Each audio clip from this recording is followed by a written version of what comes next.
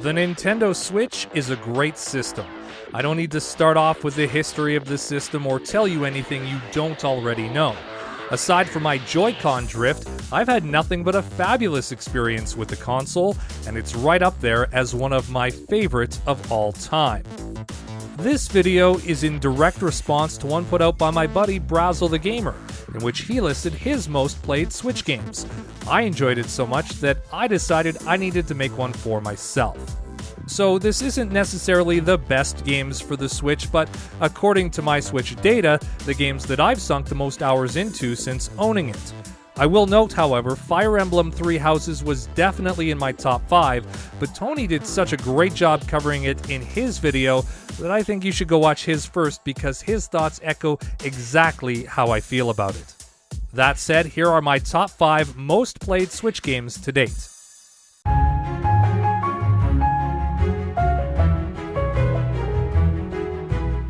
I have played this series in the most backwards way possible, starting with Dark Moon on the Nintendo 3DS before playing the original game on the GameCube, and then finally enjoying Luigi's Mansion 3. You can argue with many franchises that one iteration usually stands out over the others, and for some, chronological order does not necessarily mean that more modern games of a series are usually better, but Luigi's Mansion is just that. Oh. The original is great, Dark Moon is even better in my opinion, and the third of this series takes it to another level.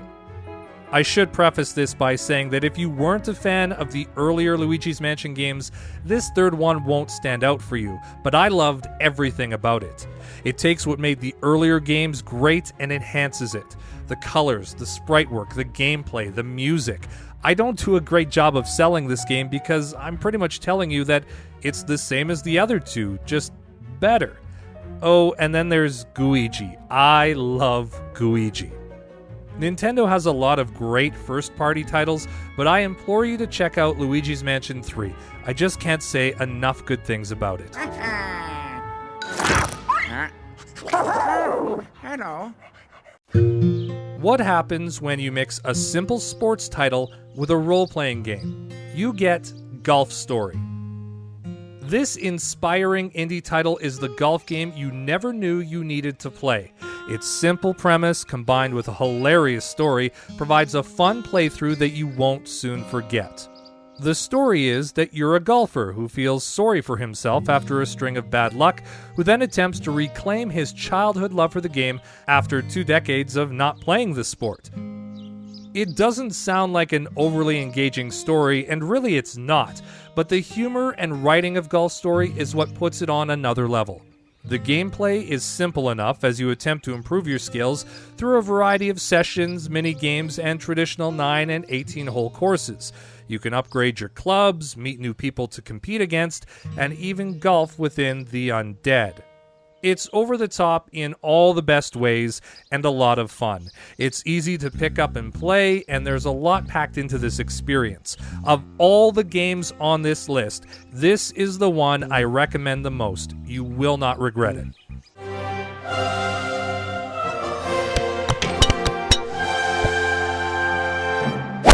Blaster Master on the NES is a wonderful game.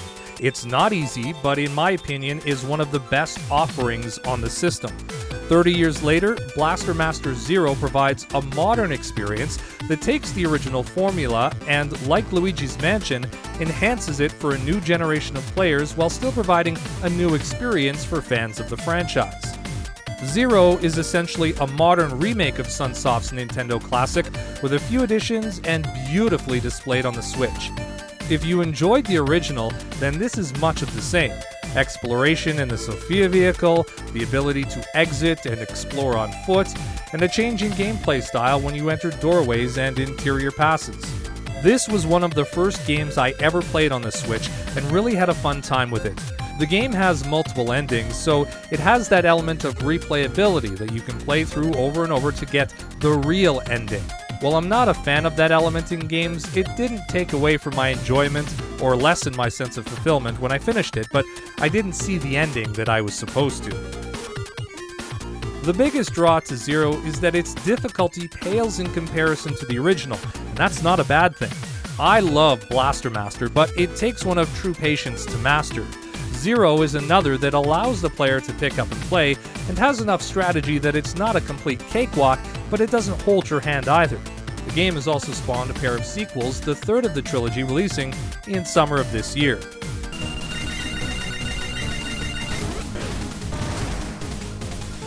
Fire Emblem Warriors is the first iteration of the Fire Emblem franchise on the Nintendo Switch, though not in the traditional sense.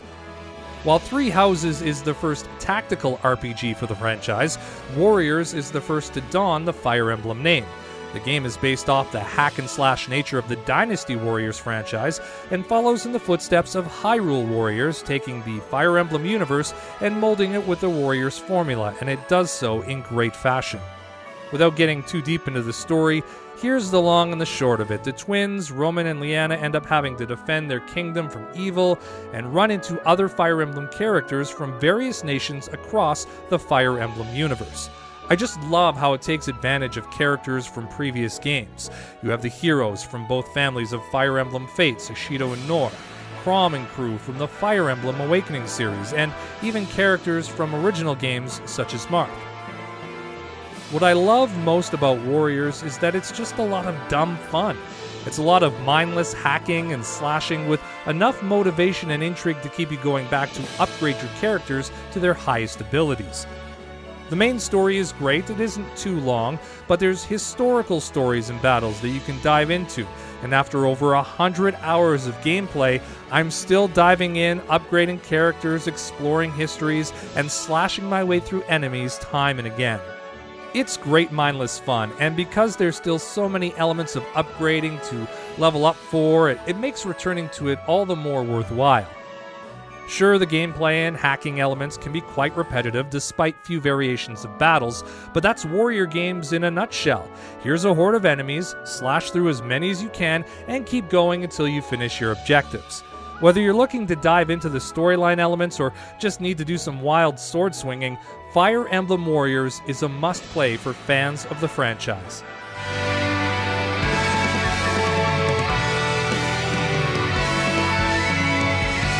Now, before we get into my most played game, here's some honorable mentions.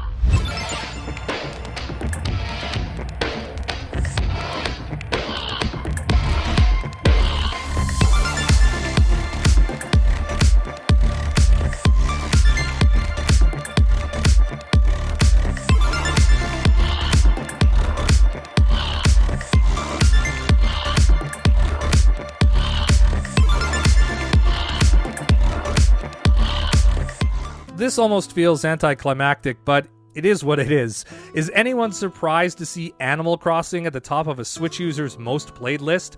While Breath of the Wild has probably stole more hours of many a gamer's life bar, New Horizons came out at a perfect time for everyone, myself included. Released at the beginning of the global pandemic, there wasn't a better time to play a game like Animal Crossing when we were all told to stay home and don't leave the house.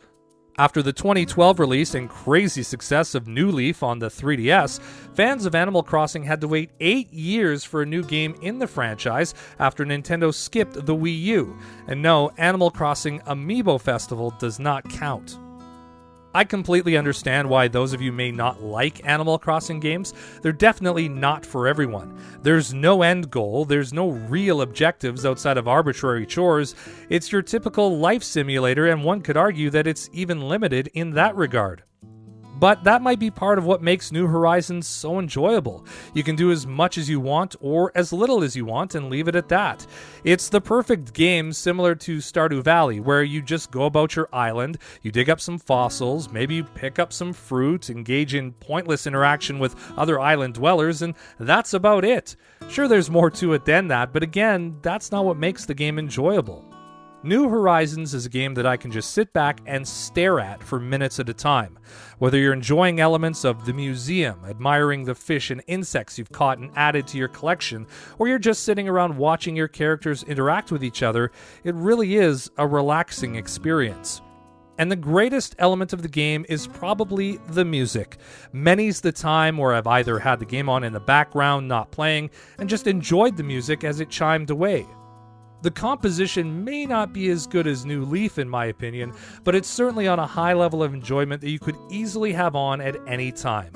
New Horizons always puts me in a great mood, and I've recently started enjoying it more and more with my kids, which puts it on an even higher level.